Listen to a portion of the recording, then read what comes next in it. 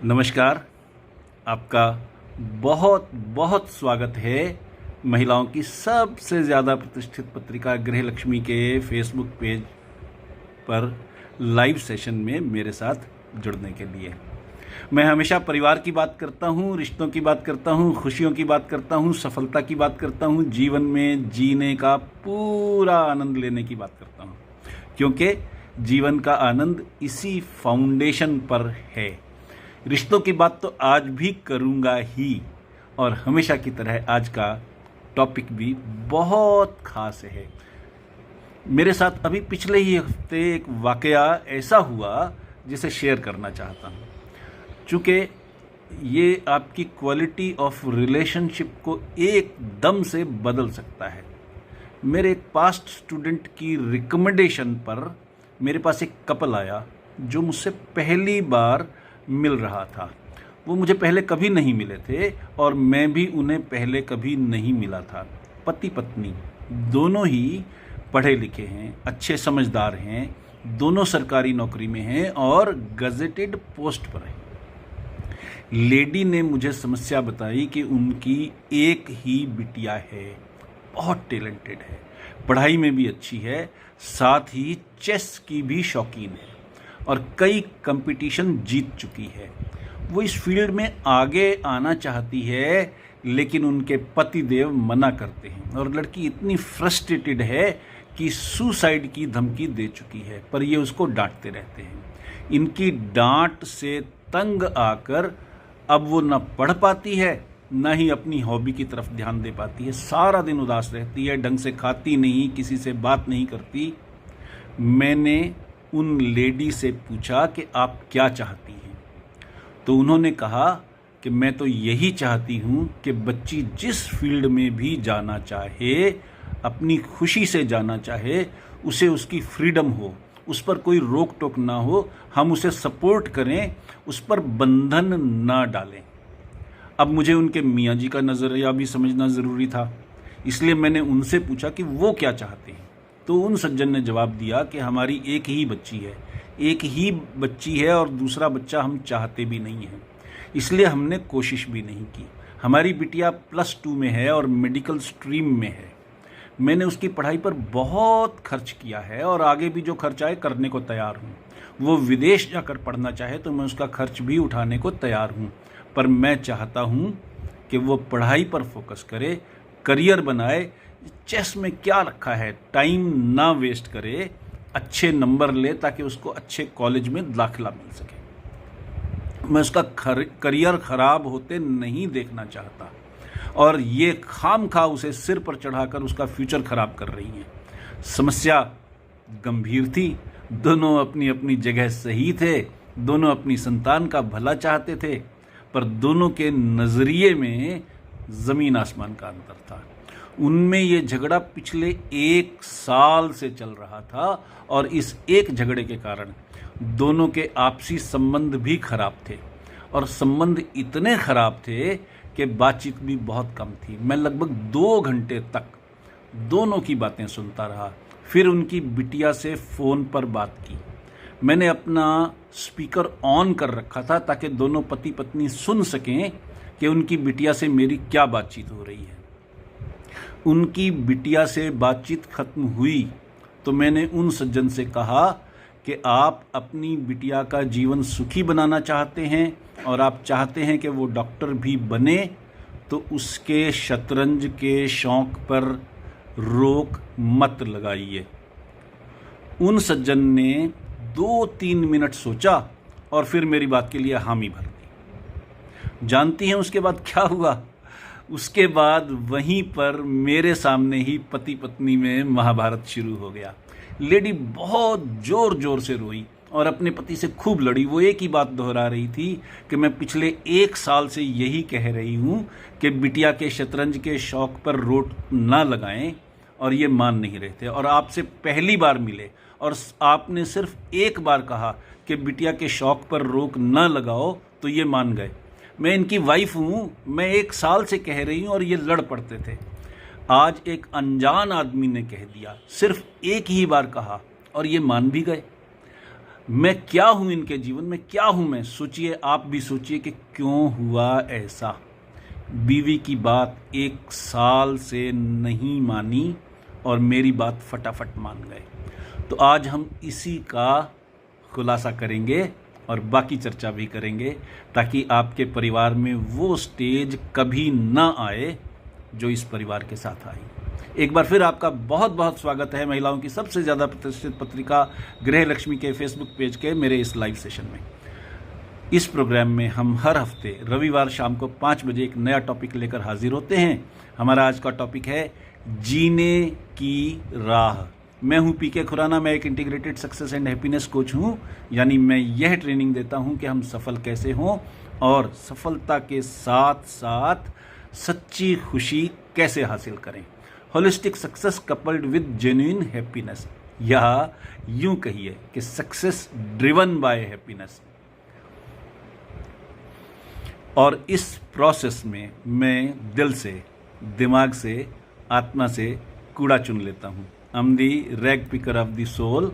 आपको मालूम ही है कि आप सबके लाभ के लिए गृह लक्ष्मी की ओर से इस प्रोग्राम को रिकॉर्ड भी किया जा रहा है, ताकि आप जब चाहें इसे दोबारा भी देख सकें, या फिर आप हमारे YouTube चैनल हैप्पीनेस गुरु पीके खुराना पर भी इसे देख सकती हैं। मेरे YouTube चैनल पर 4-4, 5-5 मिनट के कई छोटे छोटे वीडियोस भी हैं जो बहुत पसंद किए जाते हैं। आपको अच्छा लगे तो मेरा चैनल सब्सक्राइब कर लीजिए। YouTube पर जाइए और सर्च बॉक्स में लिखिए हैप्पीनेस गुरु पीके खुराना, तो मेरा चैनल सामने आ जाएगा। आप चाहें तो सब्सक्राइब कर सकती हैं, आपकी इच्छा है। मैं तो सिर्फ सूचना दे रहा हूं। सब्सक्राइब करना या न करना आपकी चॉइस है। हम सब इस बात के गवाह हैं कि ब्रिटेन के राजकुमार प्रिंस चार्ल्स से शादी करके शाही घराने की बहू बन जाने के बाद भी डायना खुश नहीं रही, और न केवल उनका डिवोर्स हुआ बल्कि उनका झगड़ा भी दुनिया के सामने आया। अमेज़ॉन के मालिक जेफ बेजोस ने कस्टमर रिलेशनशिप पर बड़े बड़े आर्टिकल्स लिखे जो दुनिया भर में अप्रिशिएट किए गए। रिलेशनशिप की बातें करने वाले इस महागुरु की अपनी मैरिज कुछ साल पहले टूट गई, वो भी तब जब जेफ बेजोस दुनिया के सबसे ज़्यादा अमीर आदमी हैं। He is the richest man in the world. एक और एग्जाम्पल बहुत रिलेवेंट है। दुनिया के चौथे सबसे अमीर आदमी बिल गेट्स का अपनी पत्नी मेलिंडा गेट्स से तलाक हो गया। तलाक की इन अनफॉर्चुनेट घटनाओं का क्या मतलब है? मैंने इस टॉपिक पर बहुत रिसर्च की, बहुत से लोगों से बात की, उन लोगों से जिनका रिश्ता बहुत अच्छा चल रहा है, उनसे भी जिनके रिश्ते में अब दरारें आनी शुरू हो गई हैं, और उनसे भी जो अलग हो चुके हैं। तो एक चीज़ समझ में आई, और वो बहुत इम्पॉर्टेंट है, बहुत गहरी बात है सिंपल पर बहुत गहरी बात है। और वो बात ये है कि they didn't trust each other, they were just tolerating each other, and since there was no trust between them they didn't love each other the way they used to love when they got married. वो दोनों एक दूसरे को बर्दाश्त कर रहे थे क्योंकि परिवार था, बच्चे थे, समाज था, समाज में इमेज थी, इज्जत थी, इसलिए रिश्ता चल रहा था।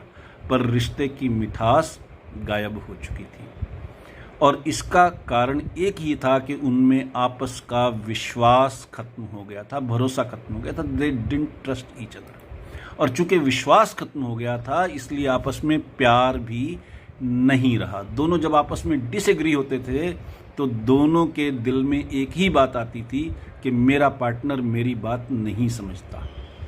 लंबे शादीशुदा जीवन के बावजूद कई बार ऐसे हालात बन जाते हैं कि अपने ही साथी पर भरोसा करना मुश्किल हो जाता है और रिश्तों में दरार आ जाती है। लेकिन हम इसकी बात और डिटेल में करें, इससे पहले मैं वो केस डिस्कस करना चाहूँगा जिसकी चर्चा हमने शुरू में की थी।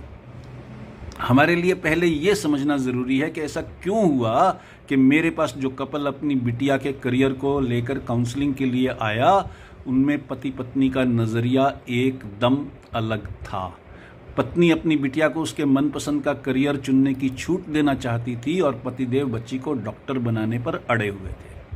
लेकिन ऐसा क्यों हुआ कि जब मैंने उनसे कहा कि बच्ची को शतरंज का शौक पूरा करने की छूट दीजिए, तो वो तुरंत मान गए, बिना किसी बहस के मान गए, जबकि वही बात उनकी धर्मपत्नी उनसे पिछले 1 साल से कह रही थी। इसके पीछे बहुत गहरा मनोविज्ञान है, गहरी साइकोलॉजी है। बिटिया के करियर को लेकर डिसएग्रीमेंट के कारण दोनों में बहस होती थी, तो दोनों को लगता था कि सामने वाला मेरी बात समझ ही नहीं रहा है, बीच का रास्ता निकालने की कोशिश नहीं की।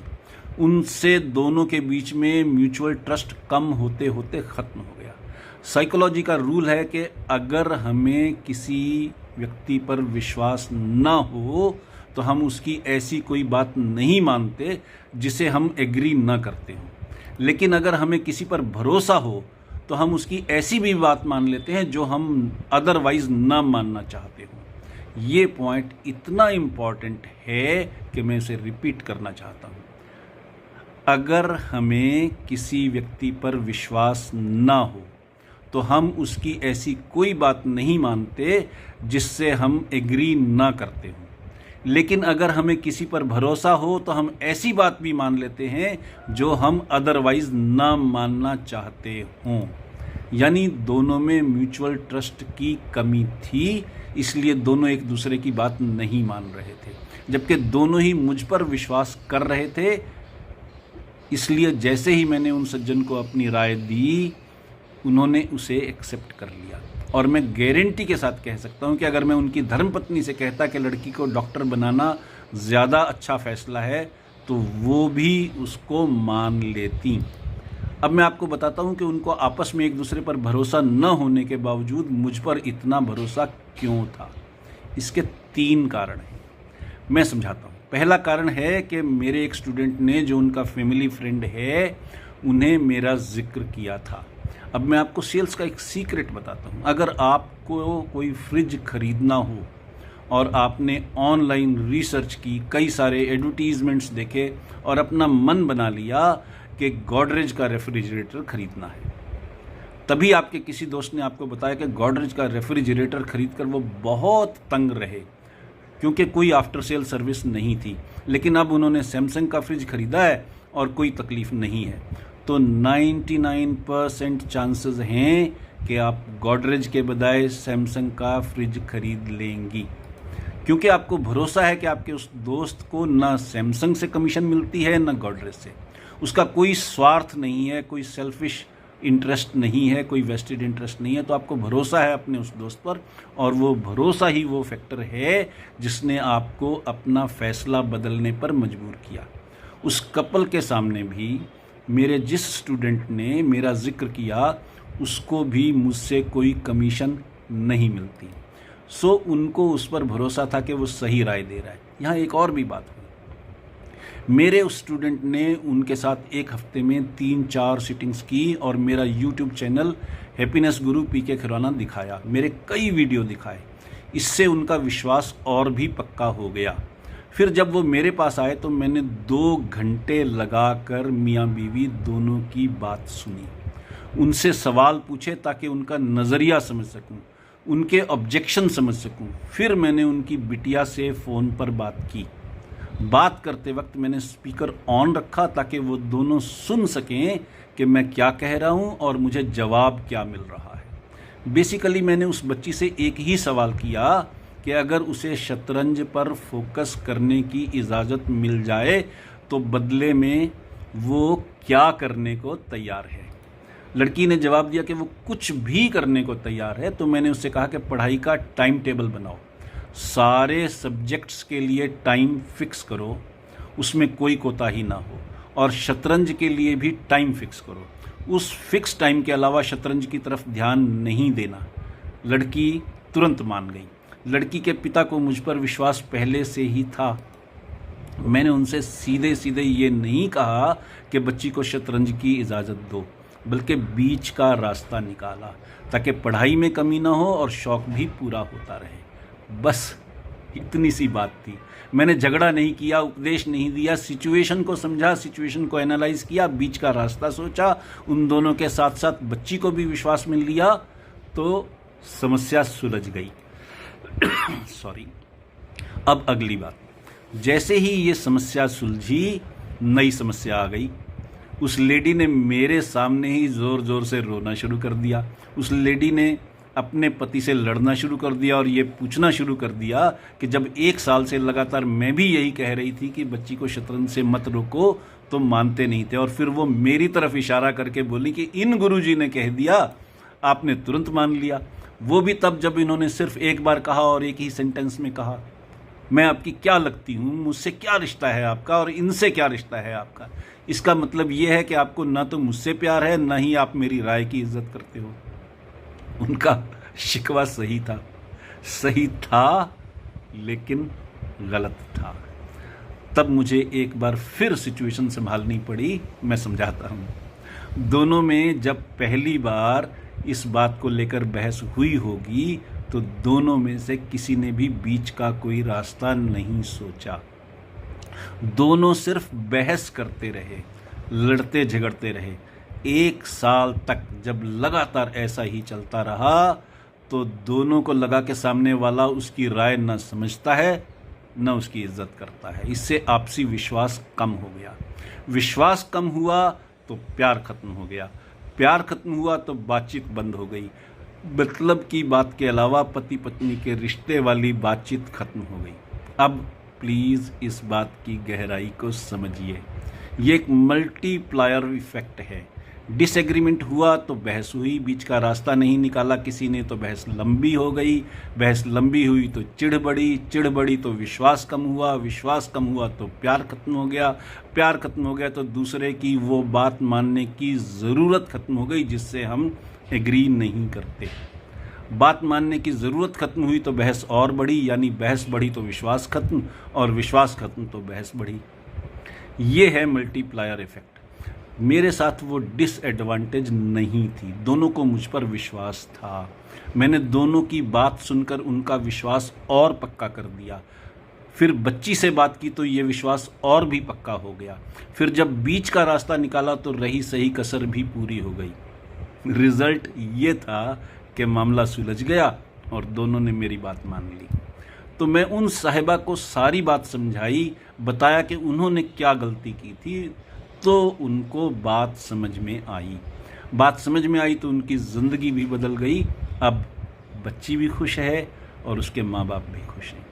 हमारे देश में समस्या ये है कि हमारे स्कूल कॉलेज में हमें रोज़गार के काबिल बनाया जाता है, जीवन के काबिल नहीं बनाया जाता। पैसा कमाना सिखा देते हैं पर जीवन जीना नहीं सिखाते। जीवन जीना नहीं सिखाते, खुश रहना नहीं सिखाते। यही कारण है कि सफल दिखने वाले लोग भी असल में बहुत अकेले पड़ जाते हैं, बहुत दुखी रहते हैं और फिर क्या से क्या कर डालते हैं। यही कारण है कि गृह लक्ष्मी को ऐसे सेशन करने पड़ते हैं। यही कारण है कि समाज को हैप्पीनेस गुरु की ज़रूरत पड़ती है, जो जीना सिखाए और सही ढंग से जीना सिखाए। हम जिस कपल की बात कर रहे थे उसमें पतिदेव तो ये मानते थे कि चेस में टाइम लगाना समय बर्बाद करने के बराबर है। लड़की पढ़ाई में होशियार है, ध्यान से पढ़ेगी तो डॉक्टर बन जाएगी, अच्छे घर में शादी हो जाएगी और बाकी का जीवन सुख से गुजरेगा। जबकि पत्नी का विचार ये था कि बच्ची को छूट मिलनी चाहिए कि उसे चेस खेलने से रोका ना जाए। ये एक इमोशनल डिसीज़न था, एक भावनात्मक फैसला था। और इमोशनल डिसीज़न भी इसलिए था क्योंकि खुद उन्हें भी चेस खेलना बहुत पसंद था। उन दोनों ने ही ये नहीं समझा कि चेस भी एक करियर ऑप्शन हो सकता है। जबकि उनकी बिटिया शतरंज को शौक के रूप में नहीं अपना रही थी, बल्कि वो उसे एक अल्टरनेट करियर ऑप्शन के रूप में देख रही थी। बच्ची लॉजिक से काम कर रही थी। माँ बाप में से कोई भी उस लॉजिक को नहीं समझ रहा था। समझने की बात यह है कि आज कई तरह के करियर ऑप्शंस अवेलेबल हैं। स्पोर्ट्स पर्सन बनना उनमें से एक है। कई और नए करियर अब बहुत अच्छी इनकम देते हैं और नाम भी बनता है। आप सिंगर हो सकती हैं, आप शेफ़ हो सकती हैं, आप फोटोग्राफ़र हो सकती हैं, आप एंटरप्रेन्योर हो सकती हैं। आज के सेशन का लेसन एक ही है और वो है ट्रस्ट मेक्स कम्युनिकेशन ईजी। आप आपसी विश्वास बना लें तो कम्युनिकेशन आसान हो जाती है। हम सामने वाले का नज़रिया समझने को तैयार रहते हैं तो ठीक है, वरना तो महाभारत है ही। अंतर सिर्फ इसी बात में है कि आप सामने वाले की रिस्पेक्ट करते हैं या उन्हें सिर्फ टॉलरेट करते हैं, क्योंकि एक रिश्ता है दोनों के बीच जिसे निभाते रहना मजबूरी है। जीवन में सफलता का एक सिग्निफिकेंट फैक्टर ये है कि नई और अनजानी सिचुएशंस में आपका रिस्पॉन्स कैसा होता है। अचानक बड़ी खुशी मिलने पर, अचानक बड़ा नुकसान होने पर या अचानक किसी मुसीबत में फंस जाने पर आप सिचुएशन से कैसे निपटते हैं, ये आपके फ्यूचर लाइफ के लिए बहुत इम्पॉर्टेंट होता है। जीवन कोई फूलों की सेज नहीं है। जीवन के रास्ते बड़े ऊबड़ खाबड़ हैं। हर रोज़ आप नए लोगों और नई सिचुएशन से दो चार होते हैं। कभी आपको मनचाही सफलता मिल जाती है तो कभी परेशान कर देने वाली फेलियर भी होती है। कभी आप पर कोई ऑनर, कोई अवार्ड थोप दिया जाता है और कई बार बिना किसी दोष के भी आपको ह्यूमिलिएट होकर चुप हो जाना पड़ता है। ऐसे में अक्सर आपके फ्यूचर लाइफ का दारोमदार इस पर निर्भर करता है कि आप कितनी बैलेंस्ड रहती हैं और कितनी कुशलता से सिचुएशन को संभालती हैं। हम में से लगभग हर व्यक्ति कोई ना कोई व्हीकल चलाता है, साइकिल हो या कार या ट्रक जैसा कोई हेवी व्हीकल। सब में टायर तो होते ही हैं और टायर में ट्यूब होती है। रबड़ के टायर घिसते हैं और ट्यूब कई बार बीच रास्ते में भी पंक्चर हो जाती है। कभी आपने सोचा है कि ट्यूब और टायर रबड़ के ही क्यों लगाए जाते हैं, लोहे के क्यों नहीं, जो न पंक्चर होंगे, न खराब होंगे, न घिसेंगे? क्या आपने कभी सोचा है कि ऐसा क्यों है? सड़कें ऊबड़ खाबड़ होती हैं, सड़कों में कहीं गड्ढा हो सकता है, कहीं उनमें स्पीड ब्रेकर का कुबड़ जैसा उभार हो सकता है। रबड़ के टायर हल्के होते हैं, तेज स्पीड से दौड़ते हैं और उससे भी बड़ी बात है कि वो खुद को सड़क की बनावट के हिसाब से ढाल लेते हैं। सड़क पर कुबड़ जैसा उभार आ जाए तो रबड़ के टायर अंदर को दब जाते हैं और यदि कहीं गड्ढा आ जाए तो उसमें भी समा जाते हैं। लचीलेपन के इस गुण के कारण ही रबड़ के टायर लोहे के मजबूत पहियों से बेहतर माने जाते हैं, क्योंकि लोहे के टायर मजबूत ही नहीं कठोर भी होते हैं। रबड़ के टायर अपने लचीलेपन के गुण के कारण शॉक एब्जॉर्बर का काम करते हैं, जबकि लोहे के पहियों की कठोरता के कारण सड़क के झटकों का असर और भी बढ़ जाता है। जीवन सांप सीढ़ी का खेल है। जीवन में उतार चढ़ाव आम बात है। जीवन की सड़क भी उबड़ खाबड़ ही है। लचीले रुख वाले लोग बहुत बार छोटे छोटे नुकसान तो उठाते हैं, पर कड़े रुख वाले लोग अक्सर ज़्यादा आगे तक नहीं जा पाते या उन्हें आगे बढ़ने में काफ़ी ज़्यादा टाइम लग जाता है। यही कारण है कि सोच समझकर कदम उठाने वाले जीवन का पूरा आनंद उठाते हैं और बिना सोचे समझे फटाफट कुछ भी करने वाले लोग अक्सर बाद में पछताते हैं। कार, बस, ट्रक जैसे हर बड़े व्हीकल में रिवर्स गियर भी ज़रूर होता है, क्योंकि रिवर्स गियर के बिना गाड़ी हर बार आगे बढ़ाना पॉसिबल नहीं होता। मान लीजिए कि आपने गाड़ी कहीं पार्क कर दी तो बाद में गाड़ी निकालने के लिए आपको रिवर्स गियर लगाना पड़ सकता है। सड़कों पर भी कई बार हमें रिवर्स गियर का प्रयोग करना पड़ जाता है। क्या उससे हमारी शान घटती है? पार्किंग से गाड़ी बाहर निकालने के लिए हम रिवर्स गियर न लगाएं तो वहीं के वहीं खड़े रह जाएंगे, जबकि थोड़ी देर के लिए रिवर्स गियर लगाकर पीछे हटने के बाद हम तेज़ी से अपने डेस्टिनेशन की तरफ बढ़ जाते हैं। जीवन में भी यही सब होता है। हर बात को नाक का सवाल बनाकर अड़ने वाले लोग कभी पॉपुलर नहीं हो पाते, जबकि ज़रूरत पड़ने पर थोड़ा सा लचीलापन दिखाने वाले लोग फ़ायदे में रहते हैं। फ़र्क सिर्फ इतना ही है कि फ्लेक्सिबिलिटी भी एक ऐसी आदत है जिसे अगर कंट्रोल में न रखा जाए तो फिर ये हर लिमिट क्रॉस कर सकती है और बजाय आपका गुण बनने के आपकी कमज़ोरी बन जाता है। इसलिए ये ध्यान रखना भी ज़रूरी है कि फ्लेक्सिबिलिटी आपकी वीकनेस ना बन जाए। अगर आपको कभी भी ऐसा लगे कि आपके लचीलेपन के कारण लोग आपका नाजायज़ फ़ायदा उठा रहे हैं तो तुरंत खुद को सुधारिए और लोगों के साथ फर्मली पेश आइए, असर्टिव बनिए। याद रखिए, असर्टिव होने में और अड़ियलपन दिखाने के बीच एक थिन लाइन है, महीन रेखा है, और सेल्फ इंट्रोस्पेक्शन से इसे पहचानना ज़रूरी है।